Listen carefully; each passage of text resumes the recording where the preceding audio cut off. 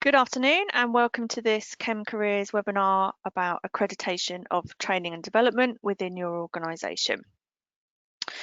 I'm joined today by a panel.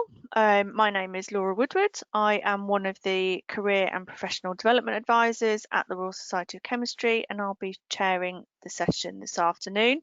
I'm just going to get each of the panel members to just quickly say hello, and then we'll get them to sort of introduce themselves properly in a moment. So, Jonelle, if you want to say hello. Hello, everyone. And Danielle. Hi, everyone. And Alister. Hi, everybody. Brilliant, excellent. So we're going to, the focus of today's webinar, like I say, is talking about accreditation of training and development within organisations. And really the focus of this afternoon's session is how organisations can support their staff from apprentices through to experienced chemists with gaining Chartered Chemist status by becoming accredited with the MRSC. And we're going to talk about the benefits and how it works and provide an overview of the process. Before we do that, I'm going to ask each of the panel members just to give us a bit more detail, a bit more background about who they are, what they do, and then we'll get into the detail of the webinar. So, Alister, perhaps if we start with you, perhaps you can just introduce yourself and give us a brief description of your current role. Sure, yeah. Hi, so I'm Alister Dunlop. I'm a senior chemist with Sellafield Limited up here in Cumbria. Current role is oversight, technical oversight on the site. So working with the various technical teams across the site to make sure that we've got a robust base for the work we're doing and that the outputs we get are taking us the right direction. We're properly interpreting them and we're making the right decisions to move forward with decommissioning the site. Brilliant. And Danielle. Hi, my name is Danielle and I work for Syngenta, an agrochemical company, and we're based at Gillett's Hill International Research Station, which is just outside Bracknell in Berkshire, and it's one of our main research and development sites. I'm based in research chemistry as a senior physical chemistry consultant, where I advise on the desired properties of agrochemicals in early stage research projects. Great. And Jonelle. Hello, everyone. My name is Jonelle Harvey, and I look after all of the accreditations that we have with our employers at the Royal Society of Chemistry. So another way to think of that is supporting professional development, chartership and the registers from a corporate perspective. We have a range of accredited organisations that I'll cover shortly, but across many different sectors. Brilliant, thank you. So just to remind you all that if you want to ask any questions, feel free to type those in. I will get through as many of those as we can at the end of the session, but just type those into the little question box there as you think of them. And like I say, we'll try and get through as many as we can. So just to start with, I'm going to pass to Jonelle, who's going to give us an overview of accreditation of company training. Thank you, Laura. So we'll begin by outlining what accreditation is and what it involves, and then we'll move on to our speakers. Next slide, please. So we accredit a range of organisations, as I said only moments ago, across many different areas within the chemical sciences. Our accreditation is a global programme, and we have organisations from other places outside of the United Kingdom. We accredit a range of organisations in the following sectors: pharmaceutical and agrochemicals, of which Danielle has joined us from today, food and drink, analytical, closely related to paints and coatings in that respect, environment and water sector, energy and defence, which is where Alister is joining us today, the university sector from an employer's perspective, and contract research laboratories. So a range of organisations, and hopefully you can see that accreditation doesn't fit necessarily one sector more than any other. If your organisation doesn't fit under any of these sectors, you can still be accredited, and we'd be happy to have you. You can see on this slide here, I've just shared with you the range of organisations that we have our accreditation with that fall into those categories from the previous slide. And some of these names are quite well known, some of them are fairly niche, but you see, as indicated on the previous slide, a wide range of different organisations, some of whom have links with other accreditations, such as with engineering professional bodies. So someone like EDF and Sellafield, for example, might have support for their engineers. Other organisations actively support their biologists in other ways. So someone like Thames Water, for example, has support both for its chemists that enables them to support their biologists as well. So a range of different organisations. Some of them are standalone accreditations, so you don't necessarily need to have anything to base the accreditation on. You can use it as your initial stepping stone to then go on and develop your own frameworks for development of your own organisation as you see fit. So what is accreditation? It provides a fully supported route to industry recognised professional recognition. In other words, a route to chartership and its related awards of registered scientist and registered science technician. By integrated, we mean a process which is a development framework that's closely linked with anything you might have existing, or as I've said earlier, to enable you to develop your own processes. And when it's integrated, we're looking at trying to see where there's any duplication across your own practices, such as annual appraisals or job progression, and see where it can fit against our awards. Through the accreditation, we have often found that it enables employers to add to or to build a positive workplace culture with positive attitudes towards professional development. And this ultimately feeds into recruiting and retaining talent across all levels.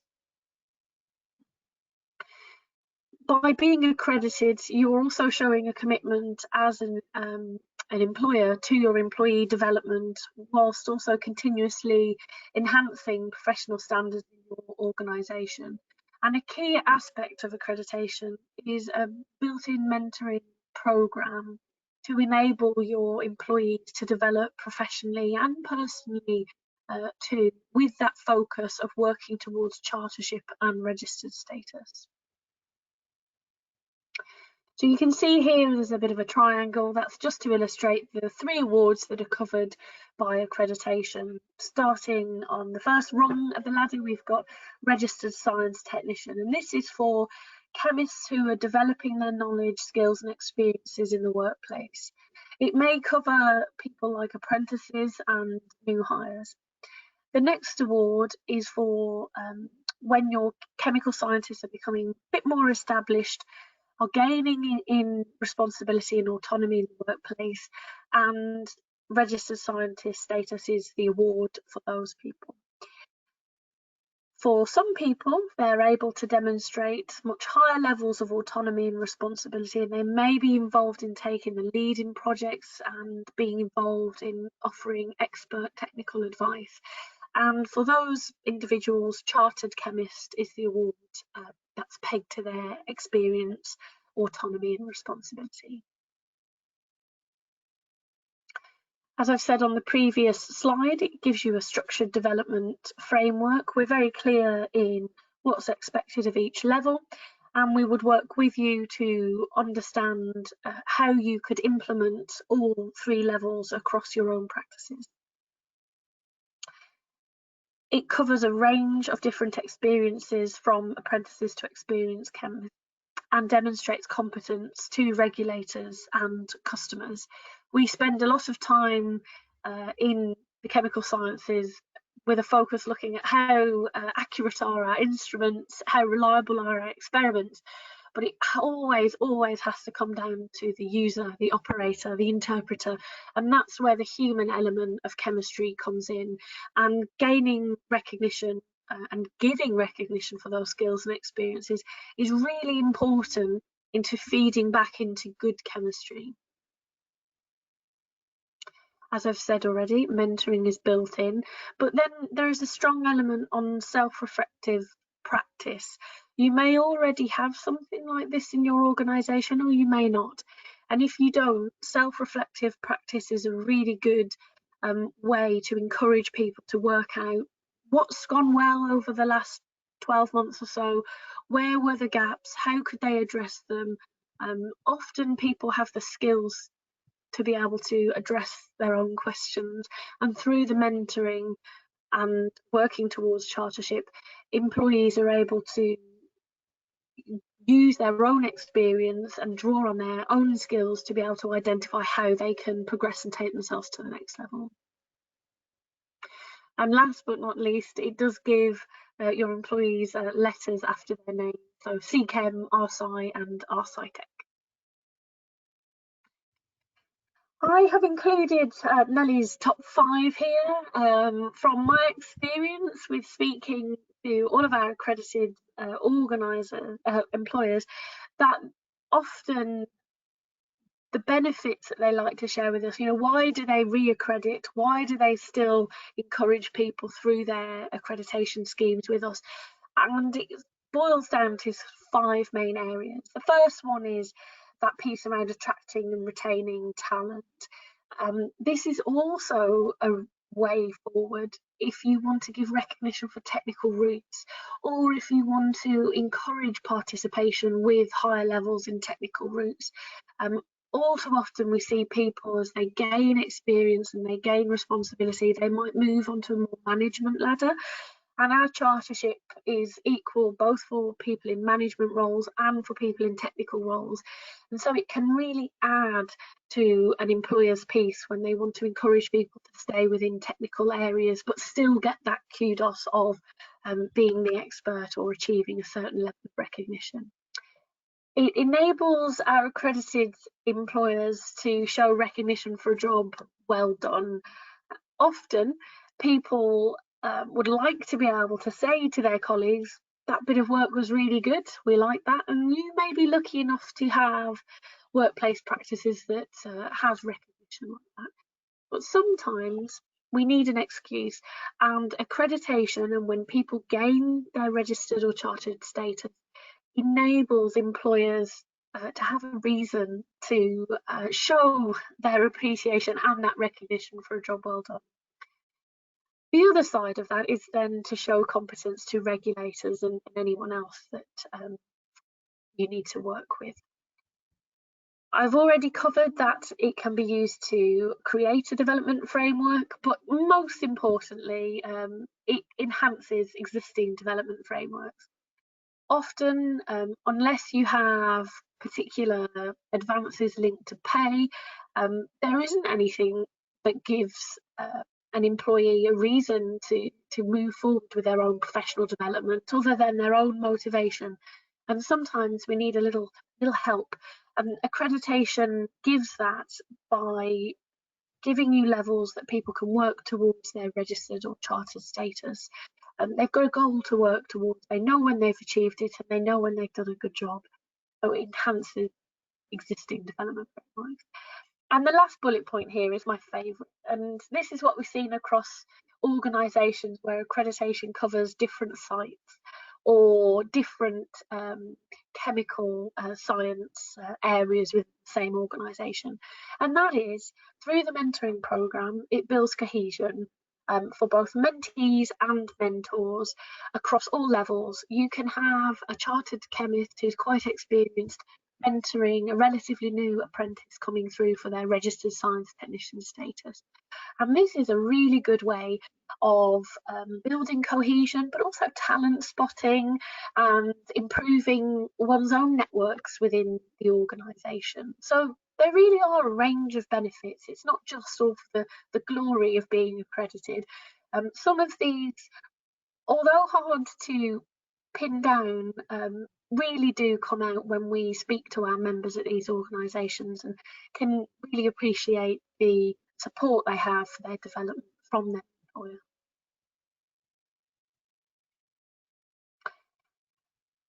So just to run through a range of benefits for employers, you get recognition from your professional body, the Royal Society of Chemistry, for your training and development practices.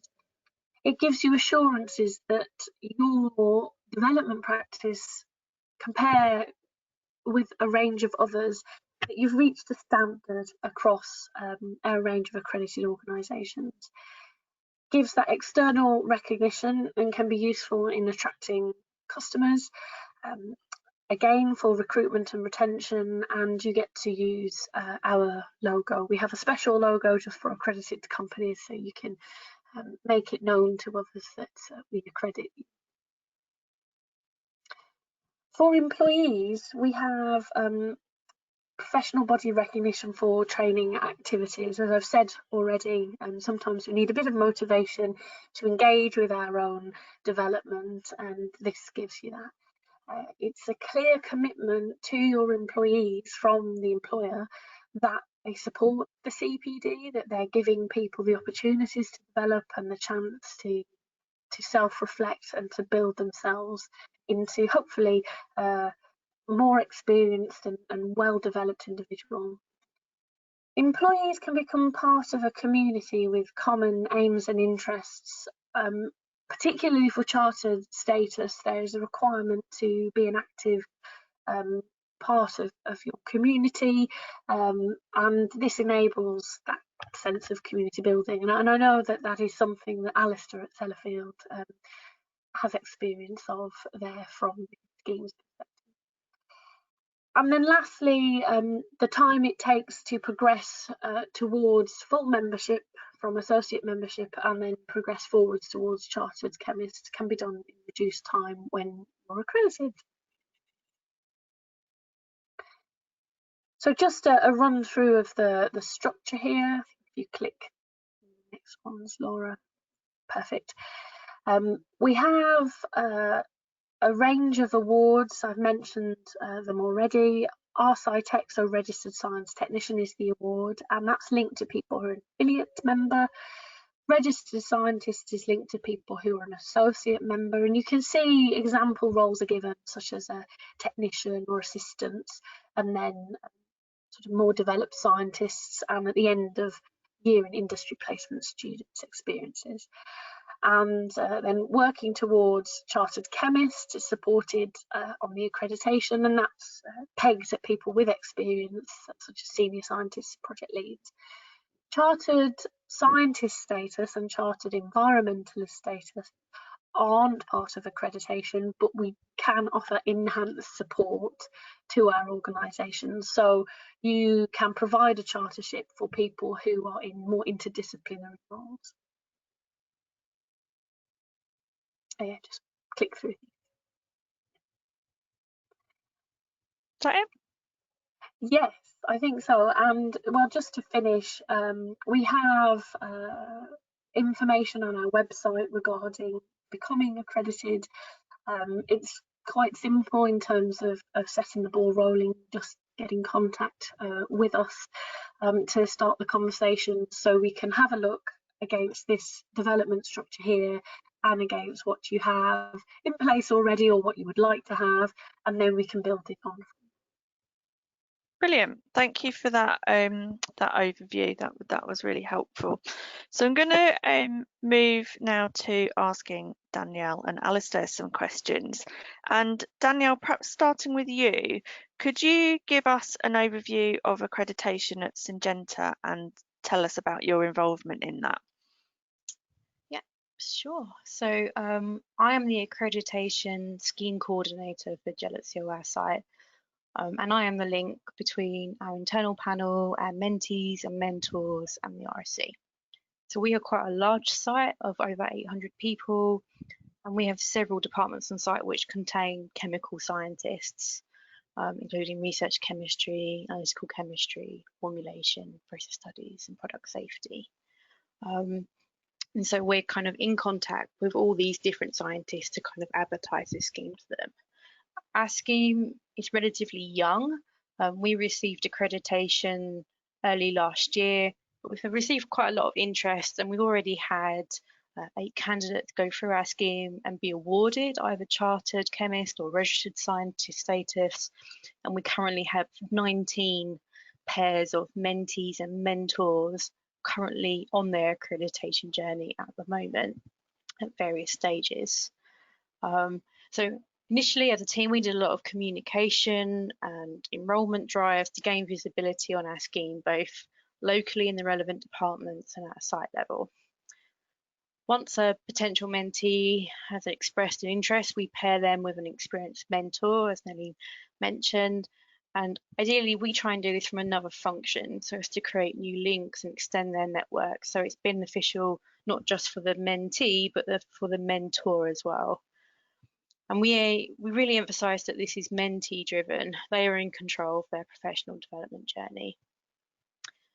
We also have an established mentees and mentors network based around Microsoft Teams. And we regularly post opportunities to fulfill certain attributes, so school events, panelist opportunities for conference events or journal reviewing. We have regular breakfast morning discussions, and we have a document of tips and tricks for completing your portfolio and examples of previous portfolios as well. Once the portfolio and the associated evidence is complete and the mentee and the mentor are both happy, they submit this to our internal panel to review. And we also do a brief wrap-up interview with the mentee to gather feedback on our scheme. And then lastly, once the RSC has rubber stamped our recommendations, we celebrate our success and we give recognition to the mentee and the mentor. Brilliant, thank you. And Alister, could you perhaps give us an overview from Sellafield and again your involvement in the scheme?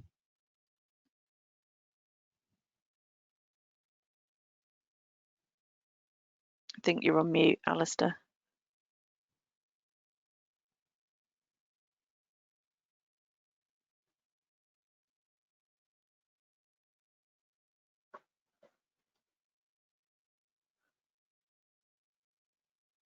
Aha, I wasn't able to press the. There we go. Yes, my unmute button had been locked by the organizer.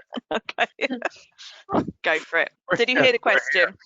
I did hear the question. Thank you. Great. Over to you then.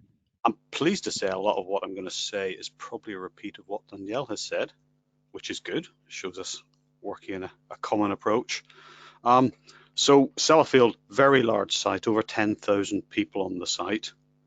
And our accredited scheme covers all the levels again. So starting with apprentices coming in as school leavers who start on the RSci Tech journey, right up to the CChem. So people come in, they join at appropriate level for their qualifications experience. Again, and a mentor is assigned to every person. That mentor is a senior chemist who's got their chartership. Again, from a different part of the business. We also think that's very important to get that transfer of knowledge and transfer of networks and so on and experiences across the different parts of the organisation. So the mentors meet regularly with the candidates and with the line managers to discuss progress and development, to consider the evidence so far acquired, make sure the candidate is meeting the requirements of the scheme, or to discuss opportunities that need to be made available to them or changes in work scope to help them get the right sort of opportunities. My involvement with the scheme is a senior coordinator, So I'm helping to ensure it's smooth running, making improvements, either on the basis of feedback and learning or in response to changing MRSC guidance. We were one of the first organisations to get an accredited scheme up and running. In fact, we're just in how long is it, Nelly? 2 weeks' time, I think. We're up for our 5-year reaccreditation. So we're looking forward to that. I don't achieve any of what I do on my own, so I'm supported by a very capable team of senior coordinators, each of whom is responsible for looking after one tier of the scheme. The reason we do that is we kind of up to 60 people passing through our scheme at any one time. So we have one person assigned to each level. They can keep track of the candidates, they assign the mentors, and they arrange the assessments, etc., and just make sure everything keeps going smoothly. Brilliant. And oh, go on, keep going. Sorry. No, I was going to say that's probably about it. Everything else is just going to be a repeat of what Danielle said. Brilliant. And Alister, why is it important for Sellafield to be involved with accreditation from the Royal Society of Chemistry? Okay, so as Nelly said in her piece, Sellafield is very keen on accreditation across a number of disciplines, particularly the engineering disciplines and chemistry. You know, as I've already said, we employ an awful lot of chemists, hundreds of chemists on the site. And so we value the awards because they recognise the skills, the knowledge, the professionalism of our chemists, the attributes that are necessary to achieve them. They're the core attributes that we want to see in our workforce. So for us to be involved with RSC accreditation it's a fundamental part of training our chemists, to effective, productive, successful careers. And again, as Nelly was saying, to be a part of an accredited scheme shows that we are training them to a recognised level. Having that scheme, being able to assess and award various of the levels ourselves, as well as to assess and recommend the likes of Chartered Chemists. It's administratively useful because of our remoteness. As I say, it demonstrates to the candidates and to potential recruits that we've gained recognition for the quality of the training and experience and support that we can give them. That's great. And Danielle, is there anything that you would add from your point of view about why Syngenta, why it's important for them to be involved in accreditation? Yeah, so personal and professional development is really valued by Syngenta, and it's extremely important to enable our employees to reach their full potential. And that growth is fundamental to achieving business results. And I believe Alister was on a similar wavelength here. If our scientists are happy and fulfilled on their career journeys, they are more innovative, collaborative, and productive. And we have a large amount of resources to support individual development, and the RSC accreditation is just one of those tools. In particular, our mentees really enjoy the framework that the attributes are aligned to, and that we all get the recognition for the skills and knowledge beyond just academic qualifications. And they really enjoy the process of self-evaluation and consolidating their knowledge in one place. And many have expressed an interest to continue as mentors after receiving their award, so they kind of keep that connection to our scheme. From a actual kind of Syngenta's perspective, the visibility of the rewards is also really important. It raises the profile of development activities and provides a clear internal message that we really support personal development and that we think it's important for people to do. And Nelly touched on this earlier. It's also really important for prospective employees as well, who are thinking about their own career development, and when they're looking at Syngenta as a place to work, that we have a concrete commitment to RSC schemes and professional development. Brilliant, thank you. Alister, could you perhaps highlight the ways your organisation engages in professional development, so perhaps alongside CChem and the registers. I know, for example, that Sellafield have a scheme that covers apprentices right through to senior people for CChem. So, yeah, apologies, I might go over a little bit of ground already, but that's okay. So if I go off on a tangent, just stop me and redirect me. But yeah, so it's a bit of a repeat in some of this. So each candidate gets a mentor, a senior chemist who's generally been through the scheme. The mentor, we actually assign a different mentor at every level of the scheme. And why we do that is those mentors are, that because the requirements are subtly changing at each level, and the amount of personal responsibility, because there's a huge element of personal responsibility on each of the candidates, and that level of responsibility grows at each step. So by changing the mentor each time, it kind of marks, it's part of the, you've moved on to the next level, you've had an achievement, now let's move on, and also signifies that change of expectation of what they're going to do. So they get a mentor at each level. As I've said already, that mentor will work with them and their line manager to make sure that they're getting the right experiences. We offer secondment experiences to other parts of the business, certainly for all our apprentices and graduates, and as often as we can for other chemists who may have come in through a different route, in order to, sometimes that will be specifically to give them experiences that are necessary to support the accredited scheme. Sometimes there'll be other reasons for it. In almost all cases, secondments, they're giving them a wider view of the business, they're helping with that whole professional development, and they're giving them evidence towards their professional registrations. What else? I suppose moving, that's the scheme. I'll not go further on that. Moving outside of that, this bit about the network of chemists, by having different mentors, by mentors knowing each other.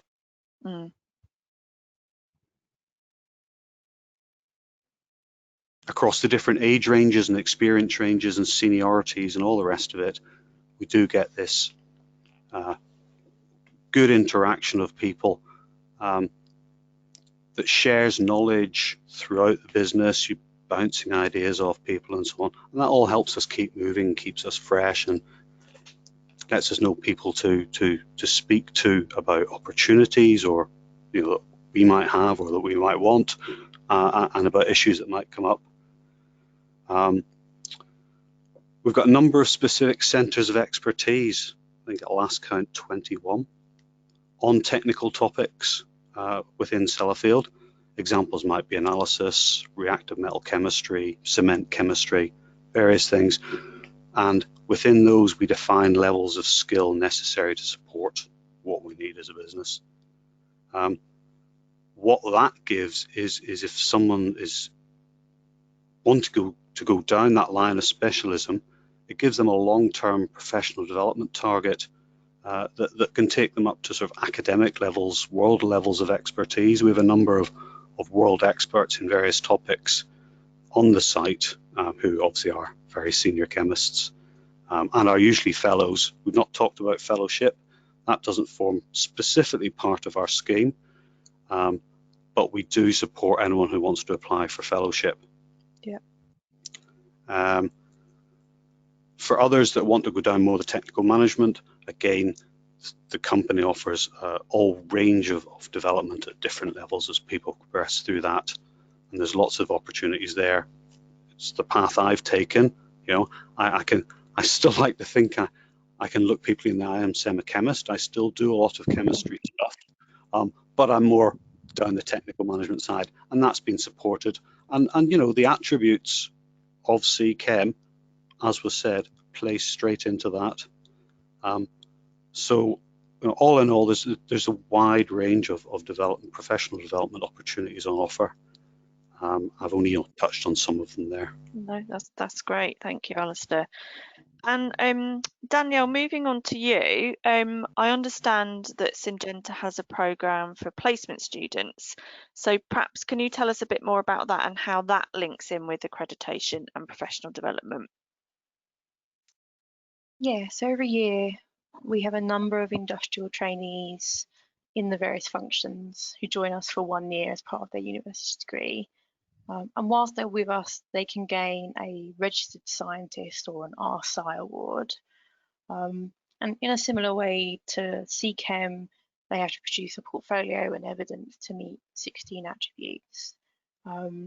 Students last year completed this to a really high standard, and they found this structure very complementary to their university requirements. And we also found those students tended to take a more active role in broader chemistry activities than we'd seen previously.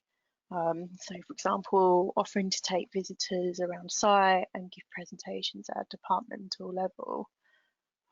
We have a really good relationship with our previous ITs. A number of them, including myself, have come back after their degrees to work at Syngenta. So this is an excellent way for us to kind of kickstart their personal and professional development. That's great, thank you. And I guess a sort of a slight sort of sideways question to both of you. I'll ask you, Danielle, first, but obviously we talked a lot about professional development and how important it is in your organisations. And Danielle, how would you say your own professional development has benefited by being part of the accreditation programme? So maybe not just the programme itself, but the how you've kind of been involved in the programme specifically and how that's helped your professional development. Yeah, definitely. I mean, personally, I found being the scheme coordinator really rewarding. I connect with lots of different people that I may not have come into contact with through my normal work circles as a physical chemist. But also part of the scheme, I am a mentor as well, and it's really useful to get that exposure on a more personal level, and you kind of get exposed to other people's ideas and approaches that may be completely different to your own. And I found it really useful for my personal leadership as well. The skills that you need, active listening and open questioning, to encourage the mentee to think about the problem objectively and from different perspectives, to try and prompt them to kind of think about it themselves before maybe you give your own advice. So yeah, no, personally, I found it really useful, and it's another strand to my bow, shall we say. Absolutely. And Alister, anything that you would add from your own perspective? I'm off mute this time. I so wholeheartedly agree with what Danielle said there. I didn't go through an accredited scheme, probably because so many decades since I did my chartership. But you know, and to see the support. I mean, I got good support from line management, from other chemists, which is fundamentally the core of what the accredited scheme offers. But then it offers more on top of that. From my involvement, I've been involved in the scheme as a mentor, as a manager, and now also as senior coordinator. And yeah, it really, it's really good. Keeps you fresh, keeps you challenged, we have such a large and complex site. There's always stuff for me to learn, which I do, and that bit of it interacting with the candidates. It was a long time before I kind of really understood the power of coaching questions, and that whole one of asking the questions and having them learn to think through stuff for themselves. And I probably wouldn't have got there, or certainly not as quickly, if I hadn't had the experience of being a mentor on the scheme. So yeah, the mentor in particular, I think, certainly I'm myself, and I think most of the others who do it, it's hugely rewarding to watch the younger chemists develop, and hopefully I've helped them in some way. Yeah, that's I look after our member mentoring scheme, so it's obviously separate to the CChem scheme, and that is always the feedback that comes back from mentors is that sort of reward, but also that you learn things as well at the same time. It's, you know, the mentee and the mentor quite often both get something out of the process, so it's nice to sort of hear that replicated within CChem as well, and all the other accreditation. So thank you to Alister and Danielle and Jonelle. I'm just going to open it up to questions. We've had a few start to come through already, so I'm just going to start putting those to the panel. But obviously, if you've got any more, if you want to type those in, please do so. Jonelle, perhaps a couple of questions to start with you. Someone asking, how long does it take to become accredited? So how long is that process, and how often do you have to be re-accredited? I know you mentioned the re-accreditation process, and actually Alister mentions that theirs was coming up soon. So perhaps could you just sort of give an overview on sort of timescales of things? Yeah, sure. So the first part of that question, how long does it take to become accredited, really depends on how much time the organisation can give to the process. I've seen it happen within a month, or sometimes it's taken a lot longer. It depends upon the scale of your accreditation. So at Danielle's organisation, for example, it required going around each individual group that eventually is part of the accreditation, outlining the plans there and getting that buy-in. So that, depending on your situation already, that might take no time at all, or it might be relatively straightforward. I do apologise, there's some feedback on my line. That's all right, it's gone now. Right. That's better. Yeah, sorry about that. I don't know what That's happened. all right. Too many things on. And so in terms of actually going through the process, you would need to draft the application for the organisation, and that really is the thing. Apart from getting buy-in, that takes a bit of time. Usually it's one main person, such as Danielle or Alister, but as they've both said, supported by other people within the organisation. So it's very much a group effort.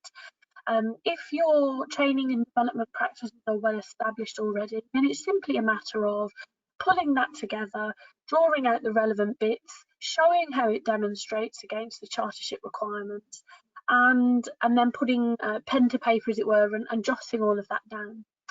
For some organisations where they didn't have such well established development frameworks in place already, that took a little bit of time, and in those instances, they made sure that things like their job levels will be written so that they could translate really well across different functions and perhaps different sites even. So there, in those instances, that took actually a couple of years to work through the process, but that was only because they chose to dismantle everything or to start building everything up from scratch.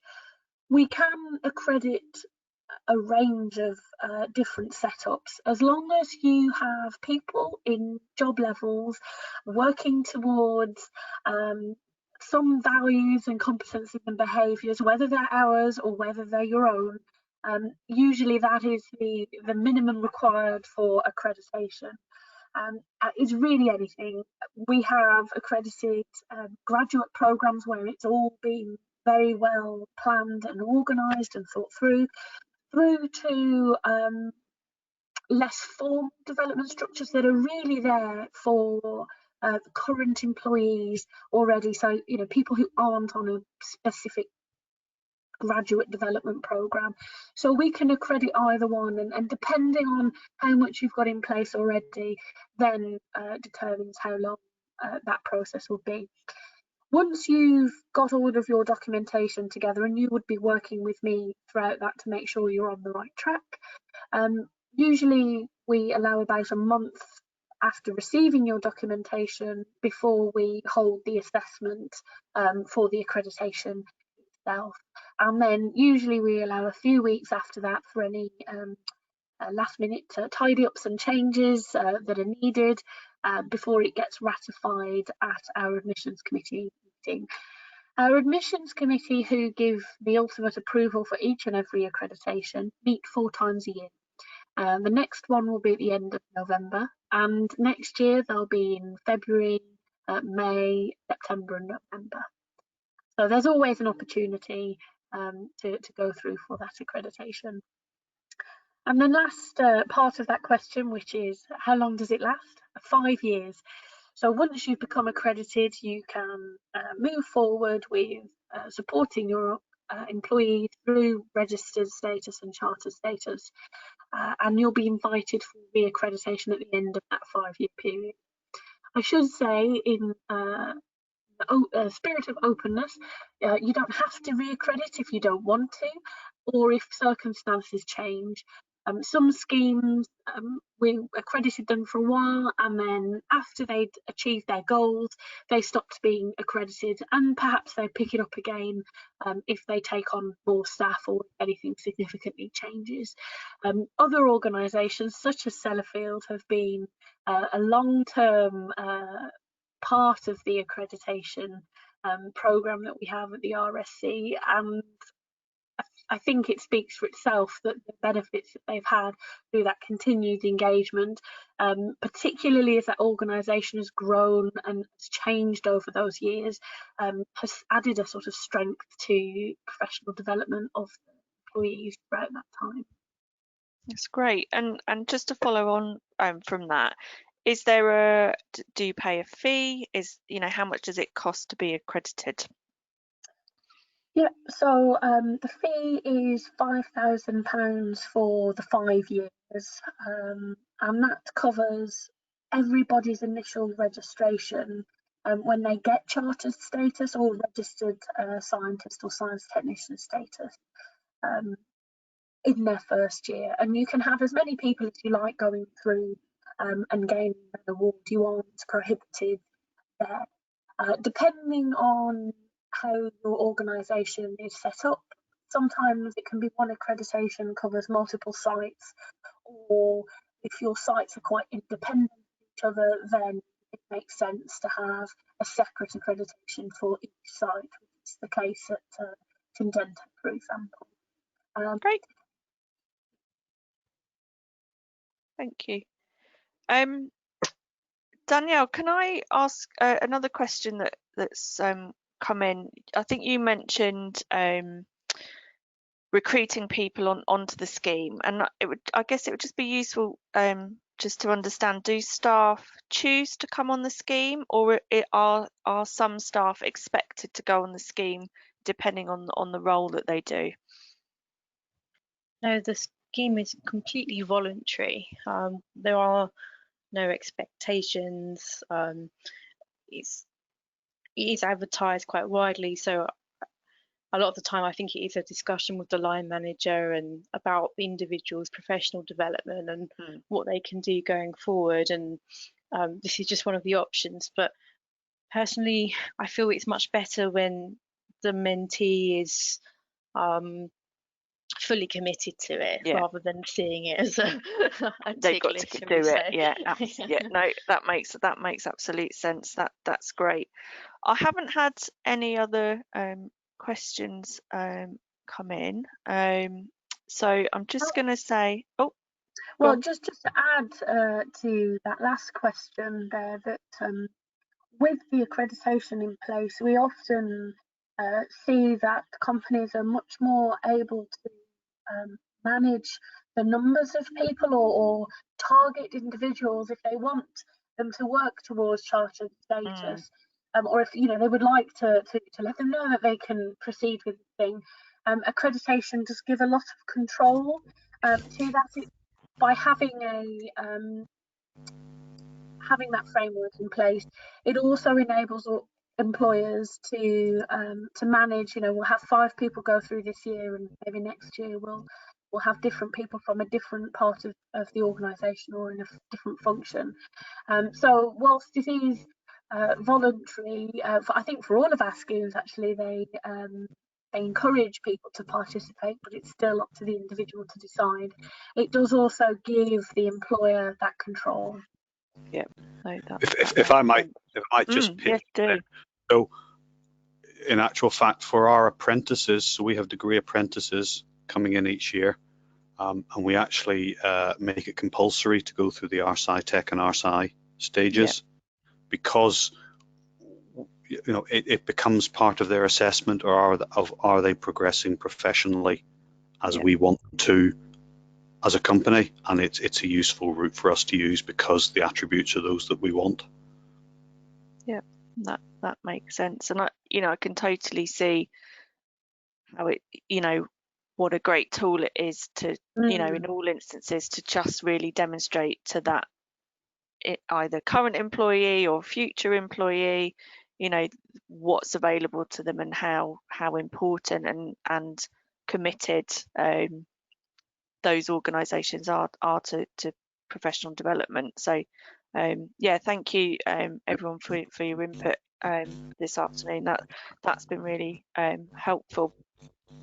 I'm just gonna just finish off with a quick slide, just plugging our services, just really to remind anyone that's listening of the support that is available to you if you are a member from the RSC careers and professional development team, and we're there to support members at all career stages, and that might involve one-to-one consultations either in person or phone or Skype.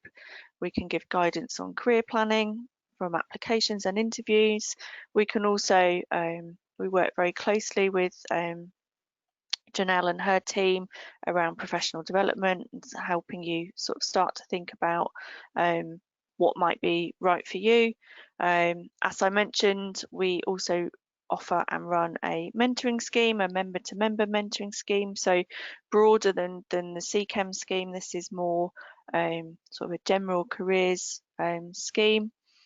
And obviously there's networking available to you by being a member of the Royal Society of Chemistry. So I would encourage you to explore our web pages, and if you've got any questions, then do drop us an email at careers@rsc.org. So once again, thank you to everyone on the panel today. So thank you to Jonelle, Danielle and Alister, and thank you to those of you who were listening in and for your questions this afternoon, and thank you very much. Thank you, Laura. Thank you. Thank you. Bye-bye. Bye. Bye.